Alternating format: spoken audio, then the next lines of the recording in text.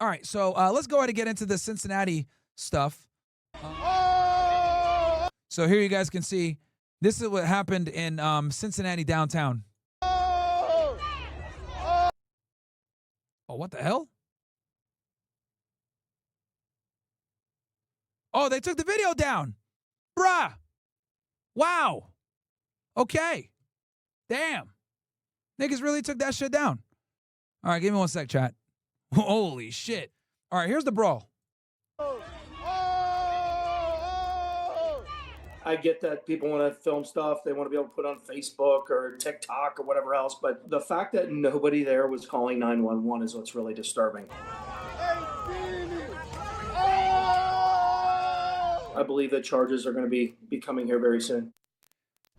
Good evening. And you heard her say that they've already identified 4 or 5 of them. So they're probably going to pick them up soon. Videos went viral. Now fallout from the shocking and brutal attacks of a man and woman. Sandman 900, thank you for subbing on Rumble. In downtown are placing Cincinnati in the center of a national discussion about urban violence. And tonight, new video that for the first time reveals what happened before those now viral attacks. And the president of Cincinnati's FOP weighs in about a crowd that recorded rather than rendering aid, calling that disgusting. Yeah, that's fucking ridiculous, man. You can see that woman on the floor there as she got punched by a fucking dude. A dude punched her, man, and she was bleeding out of her mouth. She could have choked on her own blood. But tonight, fucking deplorable. Absolutely deplorable. She wasn't doing anything. She was just there consoling one of the guys that was attacked, and then this fucking dude sucker punched her. Begin with that new video. The new video on social media, posted by Marvin C. Bennett, reveals the moments leading to the kicks. And guys, sorry for the static. You guys might be able to hear a little bit of static in your ear. That's not for me. That's just from this YouTube video. It's not me, bro. You guys know my audio is impeccable, but it's this shit over here. And punches. You can see 2 groups of men squaring off with each other. Okay, so this is the victim right here. I remember seeing him from the footage, the white guy with the white shirt, bald guy. One man seems to be trying to stand between them to keep things from getting physical. Then we see a man in a white shirt slap at the man in red. A man in a cutoff shirt then throws a punch. From there, both sides get into a melee, with another man throwing a punch at the... So he missed. Original man who threw the... Oh, sucker punch from the back. Slap. The man in the white shirt ends up on the ground with several men. And they're stomping him, dude. And stomping on him. His friends then appear to... Wow, got soccer kicked. ...try to step in and help. It is tough to watch. The president of Cincinnati's Fraternal Order of Police is reacting strongly today, not only to the brutal attacks, but to the fact that no one in the crowd seemed to help stop it. Local 12's Christian Hauser spoke with him and has new information on potential charges and more on the condition of the 2 people who were attacked. Christian. Yeah, Morella and Dwayne, that incident took place behind me here on 4th Street in downtown. Now, Ken Kober, he's the Cincinnati FOP president. He tells me that investigators have been making progress in identifying some of the people involved, and he expects charges to be filed soon. Yeah, they need to get these dickheads in jail immediately, bro. Completely unacceptable. You can't have idiots running around like that in your city thinking that it's just okay to and here's the thing, too, guys. If this thing didn't go viral, they probably wouldn't even have went out and arrested these idiots. That's the crazy part, by the way. Keep that in mind, guys. They probably would not have went and at these guys as aggressively as they did had this not gone viral. So shout out to this going viral, because even me watching this pissed me off, bro. People recorded the initial slap and subsequent attacks on cell phones. Ken Kober says those are critical in identifying everyone involved. They're great video that shows exactly what occurred. And I think that these people are going to be brought to justice. There are also several city cameras in the area. Yeah, fuck those guys, man. Yeah, providing even more footage of what happened. Kober tells me investigators are doing... And guys, look, this is a big reason too, by the way, guys. I don't like going out because when you go out, right, people are drinking, people are acting like idiots. Whenever they have letouts, the most dangerous part of any time out, by the way, guys, okay, when you go out to party, you're in a main city and you're like in a downtown area, the most dangerous time to be out is right when all the clubs let out. You know, depending on where you're at. Like if you're in Boston, 2 a.m., if you're in New York City, like 4 or 5 a.m., Miami, they let out like 4 a.m., 6 a.m. So the let out is one of the most dangerous times because people are drinking, you know, dudes are trying to get laid, talking to girls and shit like that. and you know, emotions are, you know, at a high. So when fights happen or violence occurs, it always occurs when the clubs and the bars and the nightlife district lets out, man. Very fucking dangerous. This is where you can get put in a very bad predicament or end up in a fight where you get a bottle slammed over your head, you get jumped, you get attacked. Not worth it, man. Really not worth it, man. I can't tell you how many times I've seen guys literally get, you know, life debilitating injuries or lifelong injuries from, you know, being out outside. You know, I'll never forget, I was like in college one time, and this kid I knew on the soccer team, you know, dude used to love going out and partying, and, you know, one time he goes out and someone smashes a bottle and cuts his lip open, right on his head, on his face. And ever since then, he's always had this cut on his face. Like, he's got a permanent disfigurement now from going out and clubbing. Is it worth it? I don't think so. So, bro, completely redacted. Shout out to Sandman 900 with the 5 gifted. This is why I hate alcohol, guys. That's why I don't go out. That's why I don't drink. You know, I'd rather be in here streaming with y'all, you know, covering the news, having higher IQ conversations. This is fucking bro. And this guy in this case got jumped, trying to go to a jazz festival, a jazz, you know, a jazz concert, and gets fucking attacked. Everything they can to catch those responsible. These investigators have been working around the clock to identify everybody that's involved, to be able to locate those people, to be able to interview them, to be able to get a true picture of exactly what occurred. Kober says several people have offered tips about what happened and who was involved, but he says officers still need help. There are still some people that have not been identified. And what I ask is that the public, you know, play a part in this, because stuff like this shouldn't happen. Guys, keep voting on YouTube. Got the poll going. Are you a member of the OSS? It's yes or no, I can't afford $10 a month. In our city, but when it does, we need people to step forward. That way we can bring these people to justice. As crucial as these videos will be in building criminal cases, Kober says they show a disturbing reality. Recording the moment, he says, seemed to take a priority over stopping the violence. How do you not call 911? How do you not try to render some aid? I mean, you have a woman that is knocked unconscious. It's just crazy to me that we live in a society that, you know, people would rather take video than actually try to stop something from happening or intervening and try to render aid. It just, to me, it's pretty disgusting. And those videos are very hard to watch. Now, Kober tells me that police were able to interview that man as well as the woman who was knocked unconscious as part of their investigation. Now, we do know at least one person called 911, but the man and the woman who was knocked unconscious, they were actually driven by somebody to the hospital and did not head there in an ambulance. Now, we are working to learn about more on what charges could be filed, and as soon as we have an update on that, we'll have that for you. For now, live downtown, I'm Christian Hauser. All right, thanks, Christian. And last night, Cincinnati Police Chief Teresa Thigi released a statement about the fight. In it, she says, quote, "I am in complete disgust waking up to the viral video many of you have now seen. The behavior displayed is nothing short of cruel and absolutely unacceptable." She goes on to say, "Our investigative team is working diligently to identify every individual involved in causing harm." She also added that she wanted to clarify the fight was not connected to Cincinnati Music Fest.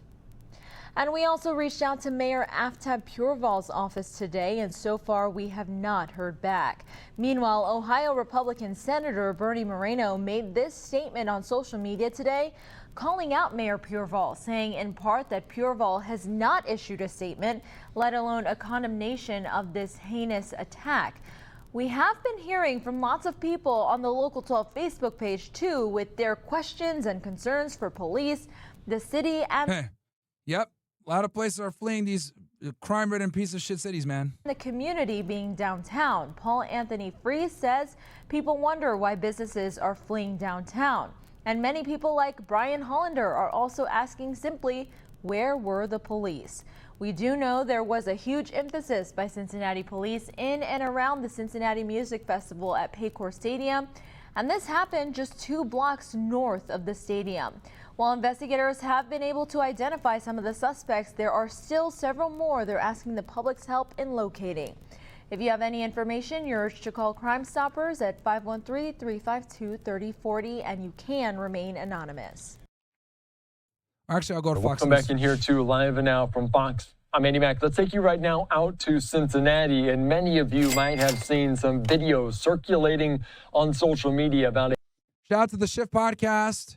Shout out to Top Shay and DPG, top gifters for today, guys. Thank you so much for gifting subs to people on Rumble. All you guys that are watching on Rumble, you guys are enjoying this show without ads, thanks to the gifters, man. So shout out to you, ninjas. A major brawl over the weekend there. There's a post from the New York Post saying a disturbing video showing a woman knocked out cold by a jeering crowd in the wild Cincinnati street brawl. We're hearing from officials now on the ground in Ohio. Let's listen into this. 6 a.m.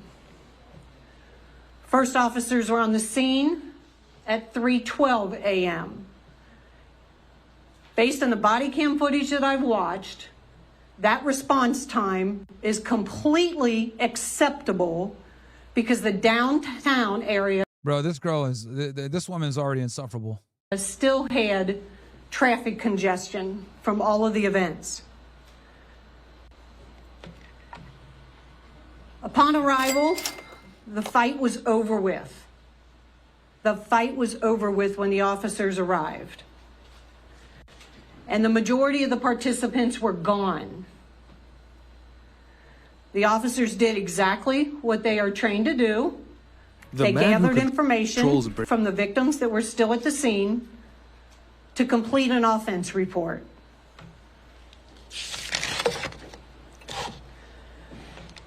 I will tell you, at this time, we have victims and suspects identified, and we have charged 5 people in this offense. Nice. Let's fucking go. Get those assholes in jail. Shout out to Alta Cote with the gifted sub. I'm not going to release Guys, have you seen the footage, bro? It is fucking terrible. that information to you. I will say, if individuals were down there and participated in this event, it would be in their best interest to come turn themselves in at one of our police districts. We have 5 we have charged and anticipate more. Let me be clear. Anyone who put their hands on another individual during this incident in an attempt to cause harm will face consequences. I don't care which side of the incident or the fight they were on. If they place their hands on somebody in an attempt to cause harm, that is unacceptable. This is still an open investigation, and all potential charges are being Thank you, Deco, for the 20 gifted, my friend, on Rumble. Thank you so much. investigated for everyone involved. Peace and Ross says, I live in Cincinnati and my Persian friend wanted to go to the concert after my DUI a few weeks ago. I didn't go. My Harambe have been taken away. Not these. Oh, man. Bro, why are you drinking and driving, nigga? Come on, bro. What the fuck, man? Getting DUIs? Come on, dude. There's Uber, man. No, stop being a... Redacted. That's why I tell you guys all the time, just don't drink. D Flores 48 with the gifted sub. Thank you so much. Investigative tools and techniques are on the table, including worse. Bro, this woman speaks in such a annoying, insufferable fucking cadence. Holy shit, man. She is the fucking worst. Some of these individuals overserved at some local establishments. It is clear to us that alcohol played a significant part in this incident. I want to thank every citizen who has come forward and provided us with information.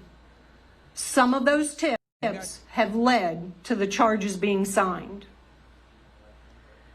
However, for us to have 100 or so people down there involved in and or watching this event, recording with their cell phones, and for us to get only one phone call of this incident is unacceptable in this city. One person did the right thing and called 911.